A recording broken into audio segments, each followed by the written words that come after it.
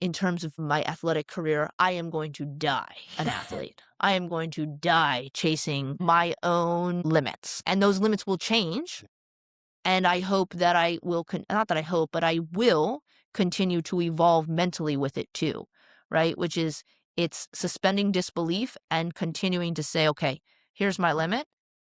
Let's just keep seeing if we can push that. I think that in terms of our relationship, my biggest goal out of the whole thing, and I actually learned this from you a lot, right? It's when my marriage broke down and that whole part of my life changed. I had spent so many years focusing on an advisory board of have the career I want. How did you do it? It's the question I always ask. How did you do it? And what advice would you give to me sitting in my position? And I had spent 2 decades asking people that question. And what happened was is that I had a super successful career, but my personal life was a disaster. Internally, maybe outwardly it looked great, but it was not good. And so I started to think of like, well, where's your priorities at here, right? And what I realized is that until home base is taken care of, nothing else really falls in place because it's always going to be the roller coaster. And I don't want to be this 70-year-old woman who had a great career and nothing else to show for it, right? And so I started asking people like you and other people who had seemingly what I like look at as a great relationship.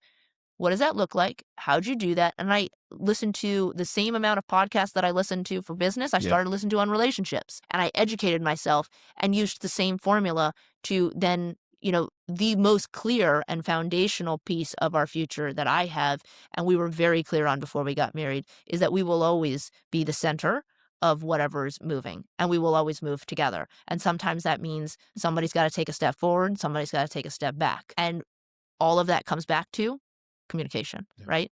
And sacrifice and all that, which is all components of an athlete. And teamwork. Yep. Any last word? What was the question again? I was kind of just about your vision.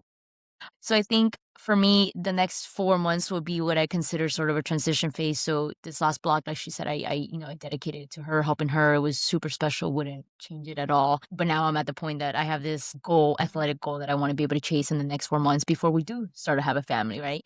And I feel like I put so much pressure on it because I'm never going to have the same body, the same stuff. I'm going to have a child that's physically born from me. So I know Suspend disbelief. Right.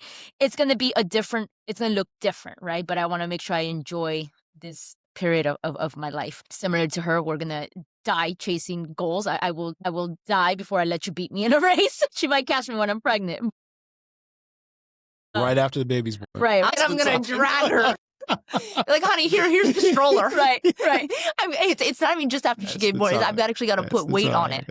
No, we joke aside. Oh, all jokes aside, but we're always going to continue chasing excellence in sport. Business wise, I think similarly, it's happened very organically that I have a lot of kids right now. So I still do not know what that vision looks like, but I know I'm meant to work and serve youth athletes. So I think that's the next phase of us figuring out how we combine my love for physical therapy and performance to really expand on the youth side of what I do.